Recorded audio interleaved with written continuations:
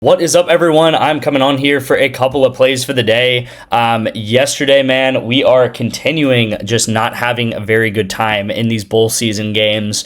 And again, trying to be transparent through it all, trying to stay positive through it all. The main thing I do want to say, guys, is this is not our first time. Like, I've been doing this for 2 years, right? I have 400, 500 videos on this channel. I've sent out probably 8,000, 9,000 plays to my VIP. We have had losing times like this before, and it's nothing new, right? You have to keep a headstrong, attitude. You have to keep your mental in check, and it's really hard to do. We've proven 2 years in a row that we are not just profitable bettors, we are more than profitable bettors, right? We've gone up 250 units or more 2 years in a row. 2 years ago, we went up more than 500 units, and it's not easy, right? It's simple, but it's not easy, and it's mostly a mental game, right? It's an emotional game. It's a mental game. Again, a lot of things normally don't make sense to why they don't hit, and there's times where, a lot of this is, you could roll your eyes because it's like, well, you're losing, so you could say this, right? But I try to say the same stuff whenever we are winning, because there's going to be a time where everything seems like it's going to hit, right? We're going to eventually hit a massive winning streak, and everyone's going to just feel like we can't miss anymore. And I know it sounds crazy to say this when it's like things have not going very good the past couple of weeks or whatever, but eventually you do climb out of it, and eventually it feels like everything is going to hit. Nothing is going to miss, and you're on top of the world. And again, when we're in those days, when we're in those time periods, I try to say the same stuff, which is pretty much that you have to keep a mental, look at things, and you have to keep headstrong because, again, the winning is not going to happen forever either, just like the losing is not going to happen forever. So, all we can do is track our bets. I'm working on tracking and getting set up for 2026 as far as Pickett goes. So look out for that tomorrow. I'll kind of show you guys and update you guys how 2026 is going. But again, you guys can see it on the screen here. Not great because, for example, we had Kevin Jennings over. He played an amazing game in the first half. He threw for more than 200 yards. Jordan Hudson, who's been his main guy the entire year, only gets 17 yards. So I don't know what it is. I don't know whether it's just these bowl games and how the rosters are changing up has been difficult to predict on what receiver is going to pop off. Because, kind of happened with Ole Miss the other day. And then same thing with SMU. And then even right here with Texas State, guys, I took Brad Jackson under. A very run-first team Texas State is, especially with running the quarterback. I believe I saw a stat that, he's like the first freshman quarterback since Johnny Manziel to get like a number of rushing yards. So he kind of plays kind of similar to Johnny Manziel is what I want to say. Bo Sparks literally had like 10 yards. And then coming out of halftime, he gets a 69-yard catch for a touchdown, like 3 or 4 broken tackles, crazy play, and he goes over because of that one play right there. So without that one play, Brad Jackson would have been more in like the low hundreds, and Bo Sparks would have been at 20 or something like that. But that play obviously does happen, and you got to just say, wow, how crazy can you get, right? How much more can happen? This play obviously sets up, at the end of the day, it's not great just because we had all these other plays that didn't set up.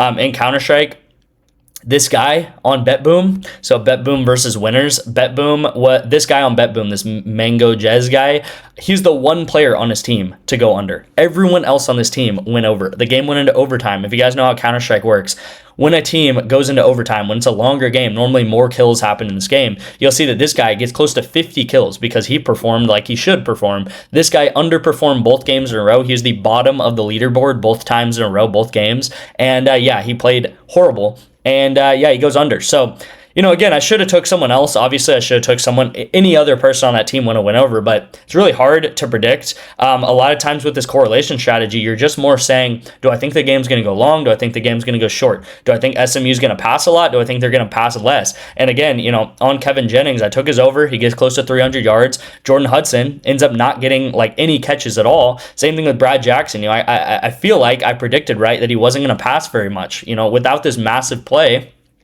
he would have got under 150 yards, and Bo Sparks would have only got like 20 yards. But again, that's how the cookie crumbles sometimes. As I said, at the very, very beginning of this video, sometimes it feels like nothing is going to hit and you feel very discouraged. Right here, even in Sleeper, right here down the middle, I know it's very small, but you guys see we took Kolabai over. It does hit. This was yesterday's YouTube play.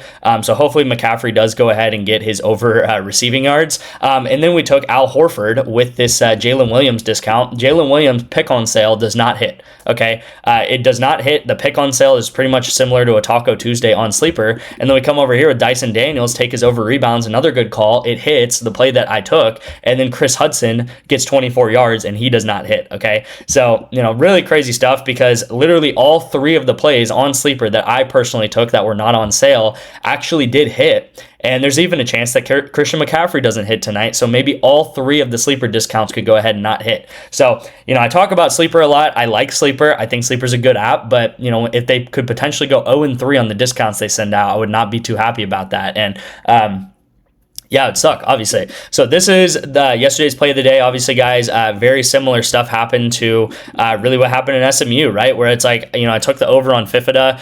He barely does go over. He had a horrible first half. If you guys watched the game, Arizona looked horrible in the first half. Honestly, I don't know. It felt like they weren't even trying, which is weird, right? The bowl season has been really weird. I feel like these teams, they're not even trying in these bowl games a lot of times, which is weird, because with Fifita here, it's like, I don't know, maybe he has one more year of eligibility left, but I watched him a lot last year with Tet McMillan. It feels like he took a step back a little bit this year, and I don't even know if he's going to get drafted or anything. So I feel like these guys should try to shine as much as possible in these bowl games, because that's when, some, scouts are watching. You might get drafted and whatnot, but he really played not so well up until maybe the very end of the fourth quarter, where he rallies around and gets like another 100 yards here. So, yeah, crazy stuff, of course. Let's go ahead and get into the plays, guys. I don't want to make today's video too much of a rant fest, but first pick is going to be on ONYX odds, guys. We do have Hawks and Raptors to go under total points at 233.5. I would take this to actually minus 130. I like this play quite a bit. So take this to minus 130. Again, this is on ONYX odds. On ONYX, I really want to stress this out, guys. You can take parlays, you can take money lines, you can take spreads, you can take over-unders like we are here. You can take player props. Like literally everything is available on ONYX odds. And, I personally live in a state like Texas, which doesn't have those traditional sports books available to me, unless you were to go offshore. But ONYX odds, guys, you can do this completely. It is available in all of these purple states here. Okay, so I know states like Texas, I believe California, maybe even Arizona does not have traditional sports books. I think Arizona might actually, but even Florida, I think, only has Hard Rock books. So you're able to get another app that you can bet on things like parlays and money lines and spreads and all that type of stuff. And it's on ONYX odds. You will also get a free $100 in free picks. All right, so $100 in free picks on ONYX odds, guys. Go ahead and sign up for that. Super simple to do so. All you have to do is text me the word ONYX to my number right here. That is 512-270-0440. Again, the first pick of the day is going to be here, Hawks and Raptors. Another app you guys can sign up for is Sleeper. Like I said, the promos didn't go good, but normally they send out about 1 to 2 discounts a day, and normally they both hit. So Sleeper is a good app to have in your back pocket just for the different promos and stuff. Again, if you sign up today, you will also get a Devin Booker 1 point discount. So he literally needs to put up 1 point. So that will probably hit. But yeah, let's get into the play of the day, guys. The second pick of the day, which is going to be on PrizePicks here, is going to be Brock Purdy over with George Kittle over. Okay, so we have Brock Purdy over 244.5 yards, and then we have George Kittle over 21.5 longest reception. Now, you see a screenshot over here. This is actually from about 10 days ago when I made a video, and I ended up taking these guys under versus the Colts, all right? So now they're playing the Seahawks tonight, but versus the Colts, I took their unders. They actually ended up going over together, okay? So Brock Purdy ends up getting like 300 yards, and George Kittle ends up getting a 26-yard reception pretty much within minutes of this game starting. So it was not a good call. Again, I'm not making myself look very good today, all right? In the terms of transparency, I'm telling you guys that, it's not been a great, couple of weeks, but Brock Purdy goes over in this game a couple of weeks ago. But what I want you guys to pay attention to is the lines, all right? You have passing yards for Brock Purdy. It's very similar to what it is right now, but George Kittle is actually discounted by 2 yards, all right? So I liked his under at 23.5, but I like his over at 21.5, okay? Because he got a 26-yard catch in this game. I believe he did it again the next game he played. I forgot who they played. And then George Kittle is now at 21.5, which is a 2-yard discount for longest reception, which is a very, very big deal, all right? 2 yards might not seem like a big deal, but 2 yards for something like longest reception is a very, very big deal, and it's a big discount than what he's normally set out. Now, you might be asking why. Why is he discounted down to 21.5? Well, I believe it's because he does have a bit of an ankle injury. But if you watch an interview that he did recently, he did say that he feels fantastic. So who knows how that's going to play out.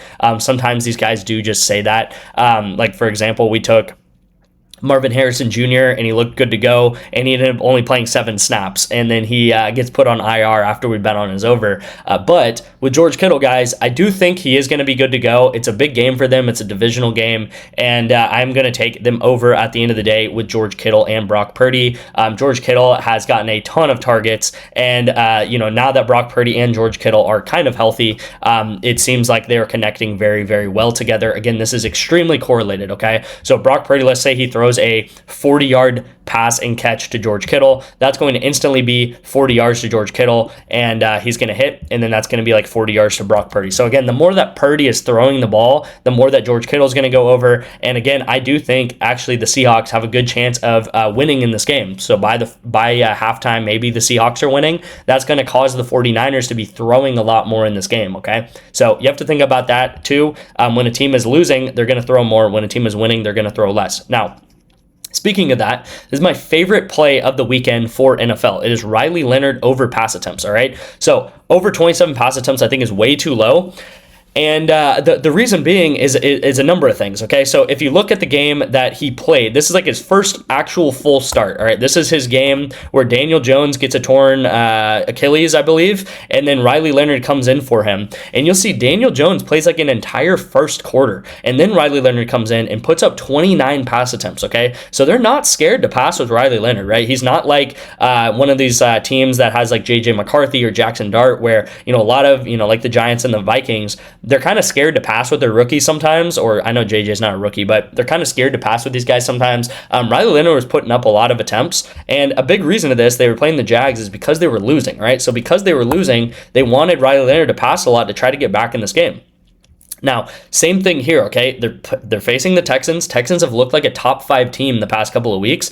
Colts now are, just kind of fighting for pride at this point. And I think Riley Leonard is going to stay in the entire game, and I think he's going to keep passing. And Colts would honestly not be very smart if they took Riley Leonard out at any point in this game, because they should see what they have with him, all right? They should see what they have with him. He has only started 1 game. He put up an okay game, it's nothing crazy, but it was his first start ever against the Jags.